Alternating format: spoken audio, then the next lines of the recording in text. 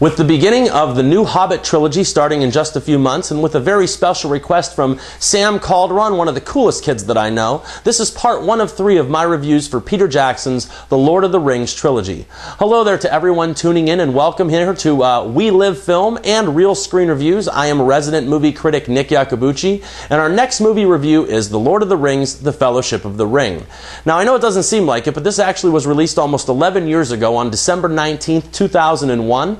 And it stars, let's see, there's a bunch of them, Elijah Wood, Sir Ian McKellen, Orlando Bloom, Sean Astin, Cate Blanchett, John Rhys Davies, Christopher Lee, Viggo Mortensen, and many, many others. This film comes to us from master storyteller Peter Jackson, the director of Heavenly Creatures, The Frighteners, The Lovely Bones, and the upcoming, as I said, Hobbit trilogy. This is the man that successfully lobbied Hollywood to back a risky project that wound up becoming one of Tinseltown's most lucrative and successful film series of all time.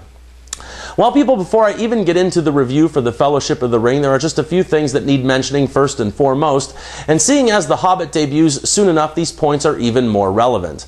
How's about that I start with the fact that nobody wanted to make these movies? Almost every studio and Hollywood executive told Peter Jackson basically to go pound salt when it came to this project.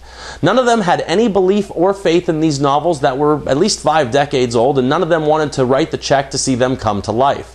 Jackson marketed this idea of a 3-film spectacle all over Tinseltown, and all he was told were things like, why don't you just make 1 movie, or can't you combine it into 2 films? Now, he knew that there was just too much of a story to be told, and credit the man that wholeheartedly stuck to his guns for the sake of artistic integrity. Disney, Paramount, Universal, and all others passed on this project and on this unproven filmmaker. Yes, unproven filmmaker at the time, but we'll get back to that. Well, after months of nothing but rejection, Mr. Jackson walked into a meeting with the president of New Line Cinema. Peter Jackson had come to the realization that he wasn't going to be able to make his trilogy and went in and gave this pitch as a 2-picture project. After intently listening to what he had to say, the chief of New Line turned to Jackson and said after a long pause, "But I thought you said that it was 3 books." Jackson has been quoted as saying that when he heard this, his heart fell into his stomach with pure joy, and that's because he would finally get the opportunity to bring to life the visionary tale of J.R.R. Tolkien. And just so you know, if there's anyone out there that likes to insult the movie Rush Hour or thinks that it's a cheesy action film, you really should change your tune. It's an absolute fact that the success of the Chris Tucker, Jackie Chan buddy cop film went on to finance the Lord of the Rings trilogy. New Line Cinema was reaping a huge windfall and parlayed that income into Middle-earth. Any fanboy of Frodo or Gandalf should be forever thanking Detective James Carter or Detective Inspector Lee, because without these 2 guys, the Ring of Power may have never crawled out of Mount Doom. Then New Line took another big risk in director Peter Jackson. Most people and younger critics of today speak about Peter Jackson as if he's some saint visionary, but I gotta tell you something. I saw The Frighteners in the theaters in the 90s, and you want to know something? It really sucked. This was an unproven filmmaker that had yet to deliver anything even remotely close to a bankable hit, and for New Line to back him was a remarkable act of faith. They entrusted hundreds of millions of dollars to a man that was going to attempt to do something that no one had ever even tried before. Well, we all know how the story ends, but the fear was that if the first one tanked, well, then you had 2 more movies to release that no one really wanted to see. Jackson also always envisioned making the entire trilogy. He didn't want to make The Fellowship only on the contingency that if it made money, he would be able to go back and make the other 2 films. By doing so, you run the risk of doing the same thing. If The Fellowship of the Ring had failed, well, then he would have never been able to finish the story he so desperately wanted to tell. Now, this brings me to The Fellowship of the Ring and the review that goes with it. From the opening shots, you are immersed into this master story from this master storyteller, and you immediately realize that everything about this story is on a grand and epic scale. Straight away, they let you know the origin of the Ring of Power, and the biggest part of it is the lust and corruption that accompanies it. Almost immediately following the introduction of this story, it then shifts into an intimate feel of these honest and pure creatures known as hobbits. Looking back, they're probably the only creatures pure enough not to be corrupted by the One Ring to rule them all. The story is then set in motion by Gandalf the Grey, who puts together 4 of these hobbits named Sam, Merry, Pippin, and Frodo. Early on into their journey, they soon meet a ranger named Strider that keeps them safe from dark riders, amongst other dangers. Then joining their pack would be an elf, a dwarf, a warrior, and bringing them all together is Gandalf the Grey. Once united, this Fellowship of Nine sets out to destroy the Dark Lord's Ring of Power where it was forged in the fires of Mount Doom.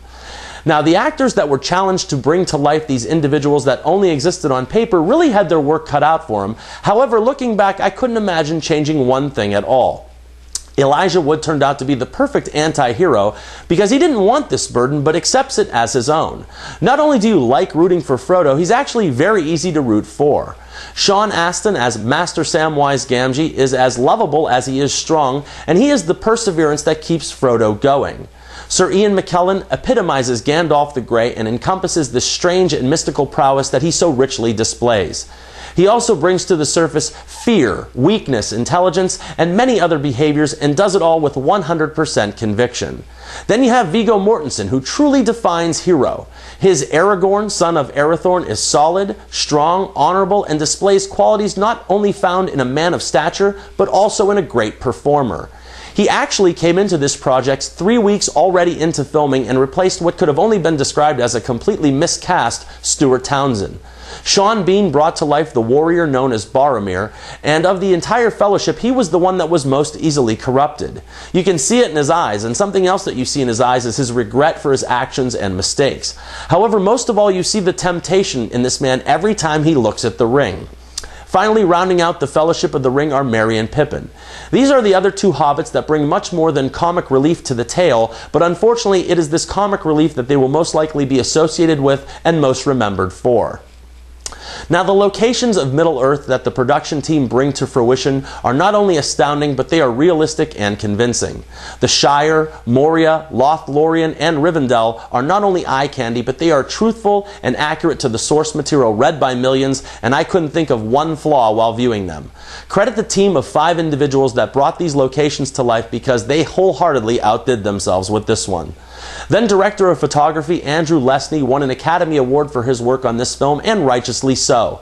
His brilliance sets the mood, tone, and feel for the other 2 films to follow.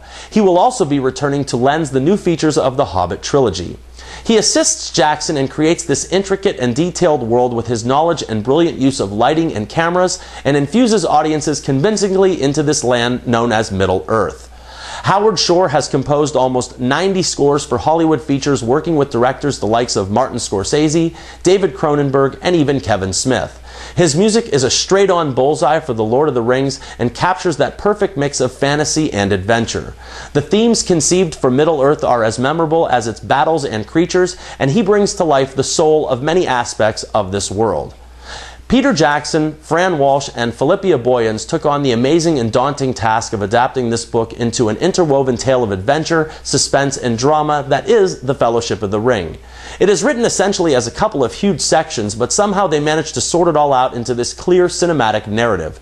They seem to give the audience just enough at any one moment and never too much all at once. They also translate to the screenplay real characters that are allowed to grow and develop as the story progresses, as well as credible villains set on world domination.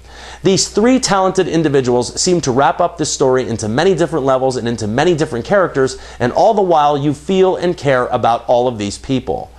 Now, I would go so far as to say that J.R.R. Tolkien wrote much of this story during the years of the World Wars, and that directly reflects into the finished product.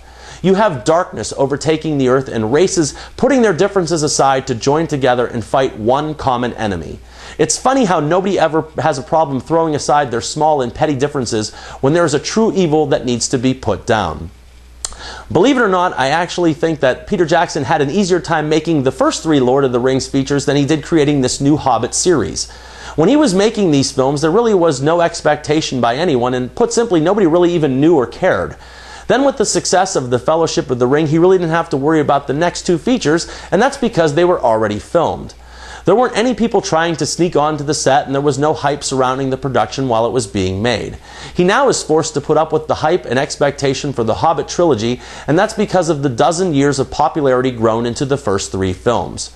If I had to pick a negative, the only thing I could really say about this film that suffers in any way is something that also affected Harry Potter and the Sorcerer's Stone. Both of these are the first in a franchise of films, and both carry the burden of having to introduce and explain everything that goes along with them. You are given the task of having to set up these stories as if everyone watching has never read them and therefore knows nothing about them. You need to explain who everyone is and why they're there, and not to mention what they're going to do. You need to tell us what the ring is and what needs to be done with it. Once again, you just basically need to explain everything, and this kind of takes away minutely from the story. At 3 hours, The Lord of the Rings, The Fellowship of the Ring is about as good as beginning as you could possibly get in any series of films, and sets the standard of greatness that followed. Even for its length, we still had the omission of, say, Tom Bombadil, among other things, but you really need to pick and choose really closely when creating this cinematic world of Middle-earth. This Fellowship is, however, a stunning achievement of the filmmaking process, and taken on a whole, it is a complete example of pure visual grandeur. Mystical worlds of fantasy, orcs, balrogs, swords, sorcery, and grand adventure all combine to make one truly great feature. Nick's Real Screen Review is a perfect 4 stars out of 4, and that's for the inaugural installment of Peter Jackson's adaptation of the J.R.R. Tolkien classic, The Lord of the Rings, The Fellowship of the Ring. That's all I have time for this film, but please look for the reviews of both The Two Towers and The Return of the King, which will be posted soon enough. Now, I'd like to take a moment and let you know how thankful I am to have become part of the We Live Film family. These will be some of my first reviews for this channel, so please, if you have enjoyed this review, please click the like button and give a thumbs up, or subscribe to We Live Film or Real Screen Reviews if you haven't yet already.